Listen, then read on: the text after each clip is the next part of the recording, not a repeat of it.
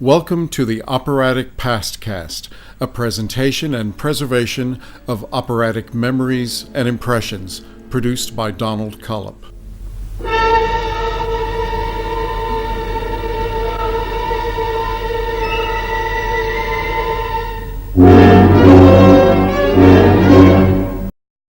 Episode 30.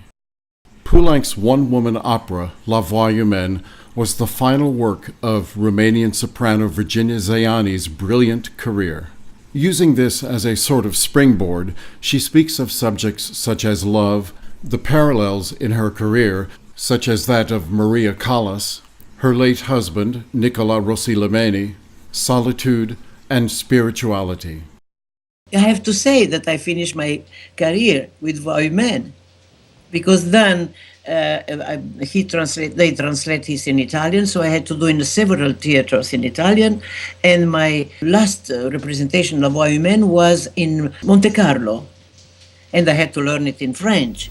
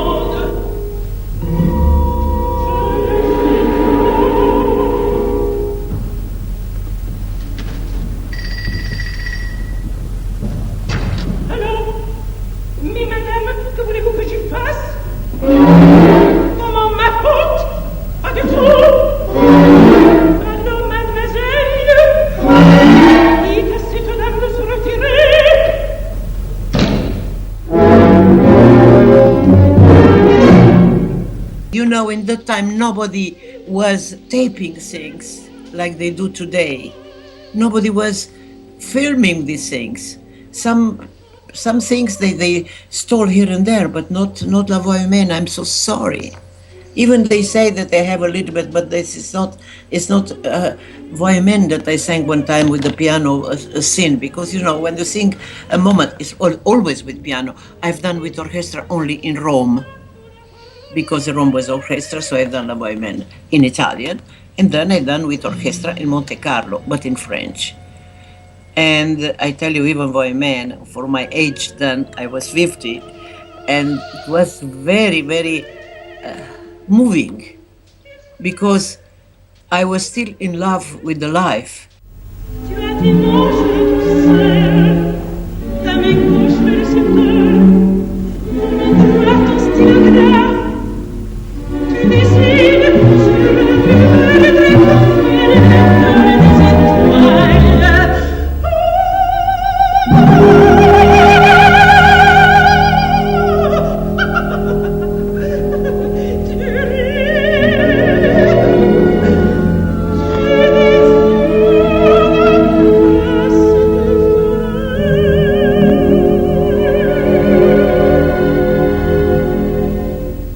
In love with that husband, certainly. And I was always, when I was alone, I was thinking, oh my God, I finish my life alone, what I will do. And Lucy, that I learned, because now I lost my husband 22 years ago, and I had not another relation. So my relation is a lot spiritual. And the best friends that I have, they are spiritual friends, that I believe that God sent them to me just to make me company. And I'm not a fanatic of religions, because we have a final day, all of us, and I believe that something will be, I don't know yet, but will be a big surprise for me.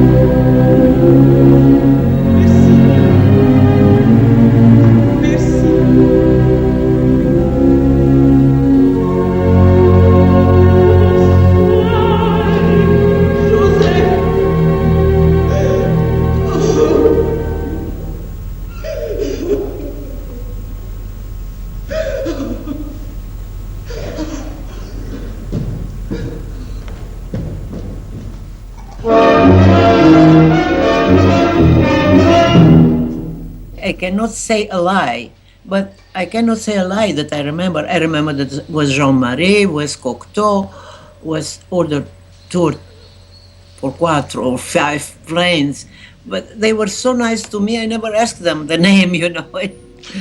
You pass in splendid company. I sang this in the last 5 years, probably, yes. And I sang a lot in with the piano in a big theater, you know, where I had only piano, because he wrote this only for piano. Then he put the orchestra when he had to give an orchestra, but the piano was the to put in evidence the pianist. Well, voix humaine is tutt'altra cosa, we say in Italian, toute autre chose. It's a piece where the desperation of a woman who is abandoned, and she speaks for the last time on the telephone with her big love. It's déchirante, we say in French. It's strappa le lagrime. I have to say this in English. Burst in tears, you know.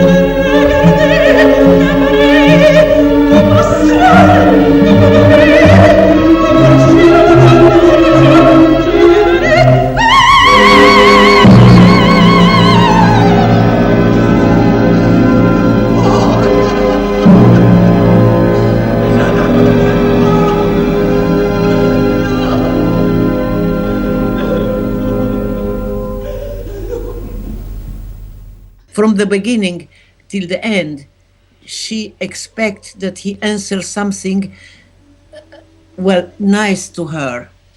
But he says only cool things that the public doesn't hear. It's only the answer is with the orchestra. You never can see this. And of the humor of her, you can understand what he said, something nice or something terrible. Anyway, in the end, it's desperation, because she realized that he will never come to visit her. So she wished him to be happy, but please don't go in the same places where we were together. She strangled herself on my advice, because You can do this is a free, or you drink something to make you sleep in the beginning when the telephone calls. She likes to die, and then the telephone calls and she answer, and this anxiety all the time. It's fantastic. It's antipody, we say in Italian this word, of the personage of Blanche. But it's the same. It's the same thing in the fear of a woman to be alone. You know, same fear dominating. So I was extremely happy, the interpreter. But then, I had this offer. But people ask me why you stopped. We have this offer together with Nicola to be professors in Indiana University, and the dean was so kind to take us together because it's very difficult in a university to be wife and husband. But they needed us in that moment because we spoke languages, and Nicola overall was teaching the Russian repertoire perfectly well, and the French repertoire, and the Italian certainly, we taught Italian, and they needed to have somebody with a good past. So I was 55 and I had this offer, and Nicola was 60. And I was thinking, well, we will sing a few years and then we say adieu and you retire to be sad. Why? The life is fantastic. And I divide my life in three ages, I say. Till 20, I learn a lot of things. To behave, to be this, to be that, and then from 20, well, even I started to learn music when I was 12. But anyway, I finished to learn and I put in practice what I learned after 20. And after 55, I become a professor. Why the life is so nice to me, I don't know. I hope to finish.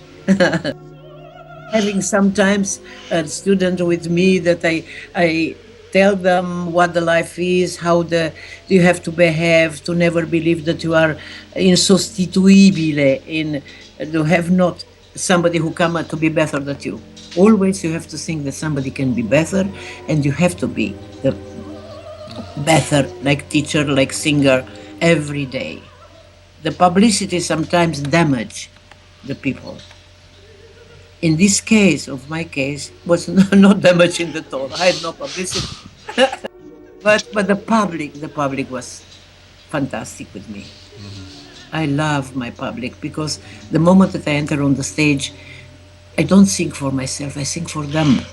This was my joy.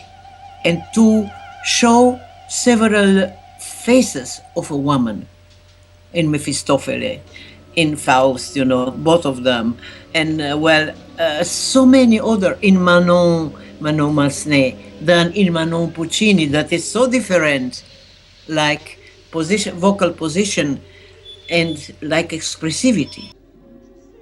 When I was in America, they called me to do Mother Marie, but it was not my temperament. I've done only to please the director general of this San Francisco Opera. So in the end, I finished my career in '83 but it was because Mother Marie has to be strong, and it was not temperament. I fight to sing even in English. But certainly I didn't transmit why I transmit in Blanche before, because in Mother Marie you have not even the possibility to show something moving. Well, in the end, she show up and she has some beautiful phrases, but otherwise, it was Regine Crespin who was the Mother Superiora. It was Caravanès Blanche, fantastic, a little bit too dramatic because she was a dramatic personality, Yes, but very not so vulnerable. Like she was vulnerable, but for a strong woman, I was not strong. I was vulnerable and not strong. Well, this I can say because it's nice for the public to know that one is in a way, one is another way. If we are all the same, it's no more interest in us. And but I went to see was other things. It was Regine Crespin. I told you, he took my great friend in this moment. Don't place the Leontine Price. How can I forget her name? No, but I'm lapsus memoria. You know what is lapsus memoria? This arrived me in the last month or so. That the most important thing, if you force me to remember, I remember, but not precision, a name that I know so well, and she was fantastic. Absolutely, nobody can do her pianos like she has done, and the the recitare. It's recitare. Certainly in English, I don't like in English. I prefer in French and Italian. This opera. Yeah, it's more fantastic, more theatrical. Depends of the theater. I've done in a perfect edition in. I was invited to speak and to see the edition of Carmelites in Texas, in Austin. Yes, Austin. Yeah, and it was a very intelligent director, a great friend. He had this idea to do it in French. So I went there, I spoke about Poulenc, about this, and I heard the edition that he has done. It was absolutely fantastic. The best that I heard. Ici, je n'ai rien mangé. Je ne pouvais pas. J'étais très malade.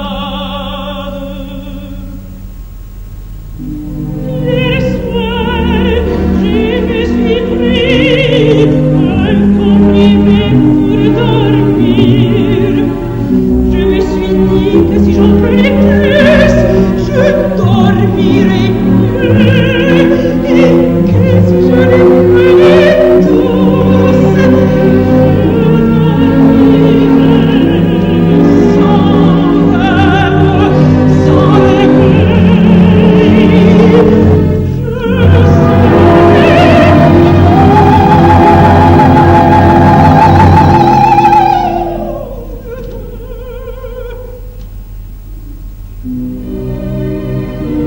j'en ai avalé 12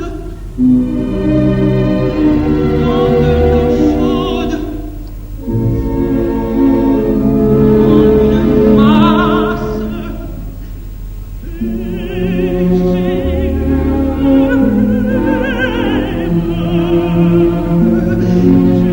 aimé ce qui est, je me suis réveillée tout de l'entendre, comme si c'était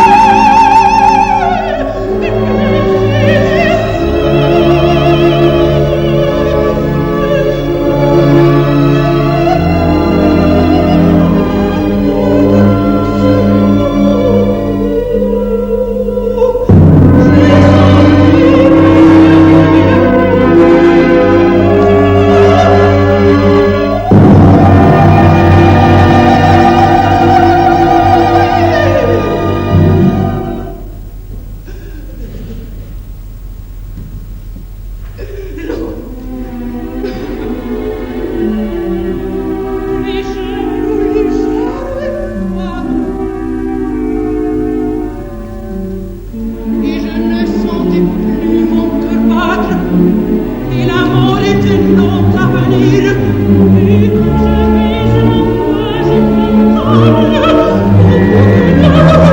j'étais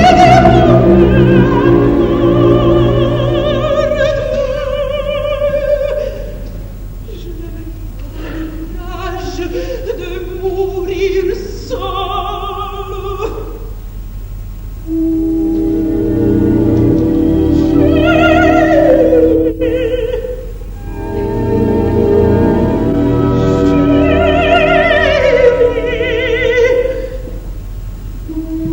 Il était 4 heures du matin. Marthe est arrivée avec le docteur qui habite son immeuble. J'avais plus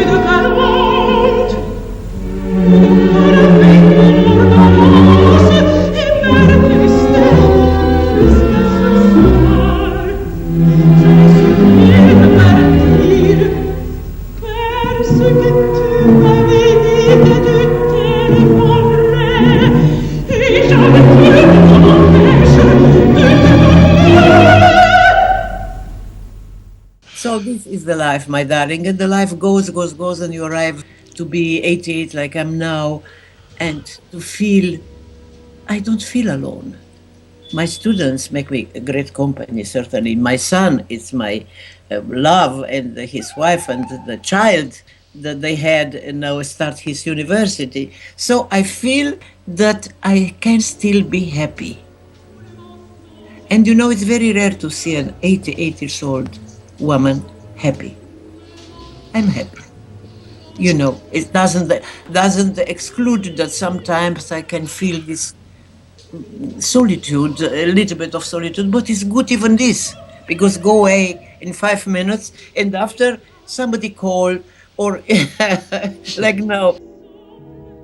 I remember things. I remember with fidelity, no? It was my life. I had an incredible life. From nothing, I came in Italy with $500 to stay 1 year. At 21, I give voice lessons to pay my pianist. And because I studied voice from the age of 12 and a half. So I studied before for 4 years, mezzo soprano. And then I find Lydia Lipkowska, who told me after a few vocalists, oh my God, you are very lyric with high coloratura. So I believed her and I went like this, but I learned a lot. I learned a lot from Pertile, Aureliano Pertile, who was my teacher in Milano. I learned my great teachers of Toscanini. They were the pianists of Toscanini in the time of Toscanini. So I had the joy only to see him the last time that it was in Milano in 1947, just the year that I arrived from Romania. Fantastic things. In the same year, Maria Callas arrived in Italy in June, and I arrived a few months before her in March. Incredible coincidences and many things. And she arrived, it's very, very important to know this. She arrived with Nicola Rossi-Lemeni, that I didn't know in the time, in a boat with the wife of a great impresario American. And Nicola introduced her to Zenatello to open the Gioconda in Arena in Verona in 1947. Certainly, I had not the money to go to see her, but I heard from the newspaper, this American, fantastic, etc., etc., I have to say. And they were, for 10 years, the best friends, Nicola and Maria. She was married with Meneghini, certainly, but the best friends. And then he married me, and she was a little bit less friend. Much like this. Or all friendship, or see, only or nothing.